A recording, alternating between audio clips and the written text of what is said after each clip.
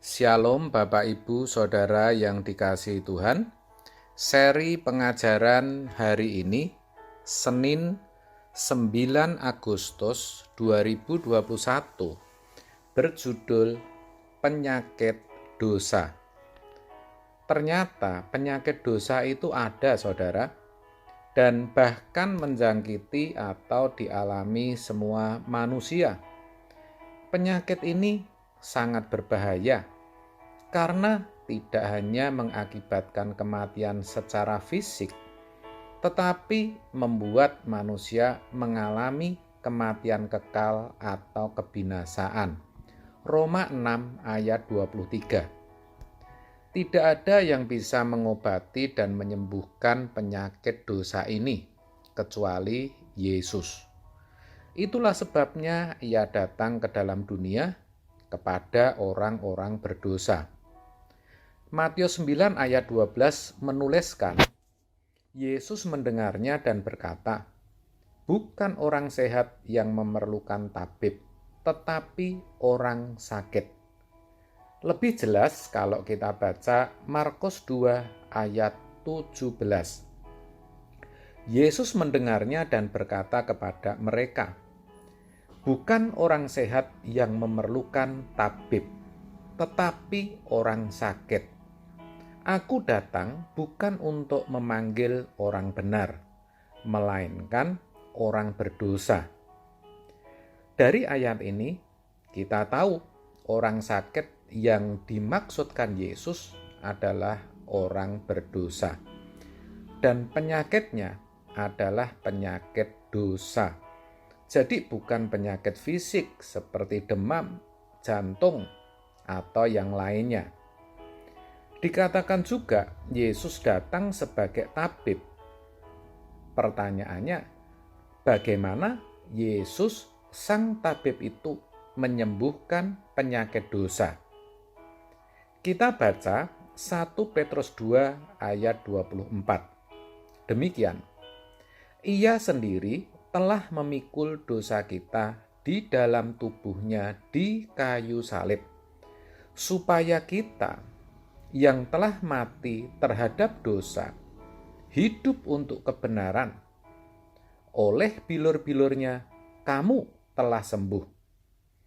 Ayat ini menjelaskan bagaimana Yesus menyembuhkan penyakit dosa, yaitu dengan cara memikul semua dosa manusia di dalam tubuhnya di kayu salib. Ia menggantikan hukuman yang seharusnya dijalani orang yang mengidap penyakit dosa.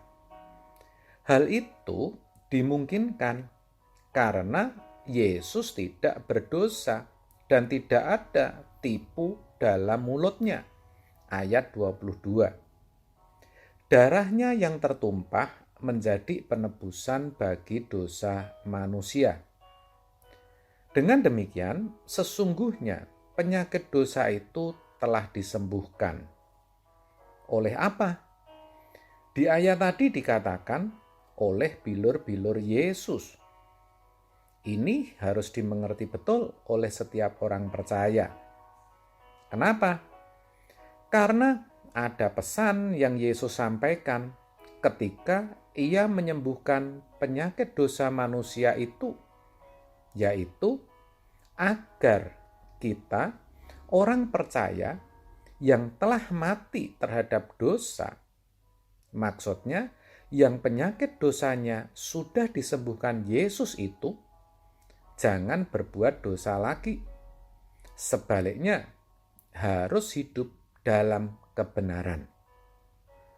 Sayang sekali, banyak yang tidak mengerti dan salah dalam memahami ayat itu. Kalimat oleh bilur-bilurnya kamu telah sembuh itu dipahami sebagai sembuh dari penyakit fisik. Padahal maksud ayat itu penyakit dosa. Ini namanya salah kaprah.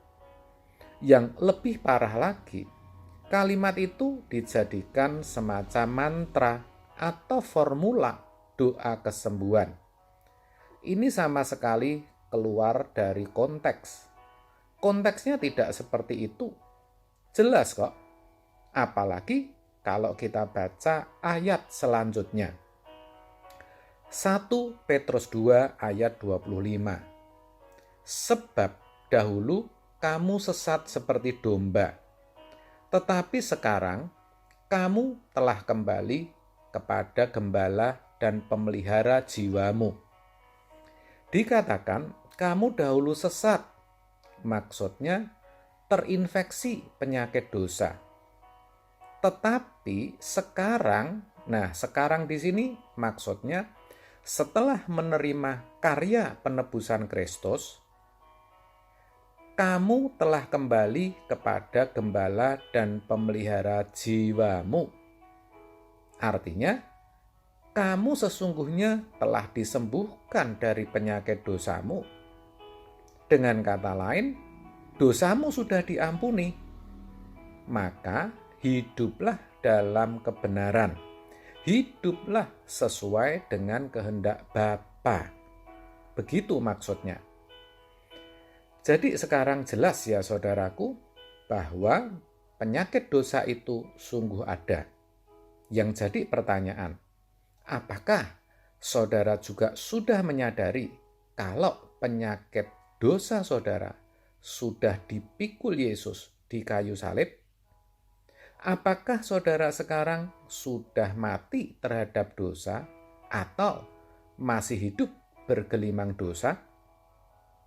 Apakah saudara sudah hidup dalam kebenaran atau masih hidup menurut hawa nafsu dan ambisi saudara? Nah, kalau saudara sudah mati terhadap dosa dan hidup untuk kebenaran, maka sesungguhnya saudara berhak mengucapkan oleh bilur-bilurnya, "Aku telah sembuh." Tetapi kalau saudara belum, artinya masih hidup dalam dosa, sebenarnya kalimat oleh bilur-bilurnya, "Kamu atau aku sembuh," itu tidak tepat untuk saudara ucapkan. Jadi jangan salah kaprah lagi saudaraku. Mari miliki kerendahan hati untuk bisa menerima firman Tuhan yang murni. Karena tanpa kerendahan hati, orang tidak bisa mengenal Injil dengan benar. Mungkin saudara bertanya, kalau begitu ketika berdoa bagi orang sakit atau meminta kesembuhan, boleh tidak Pak menggunakan kalimat oleh bilur-bilur Yesus? Nah, jawabnya bukan masalah boleh atau tidak, tetapi apakah saudara sudah mengerti kebenaran atau belum? Itu masalahnya. Lalu, saudara mungkin bertanya, apa yang harus kita ucapkan, Pak?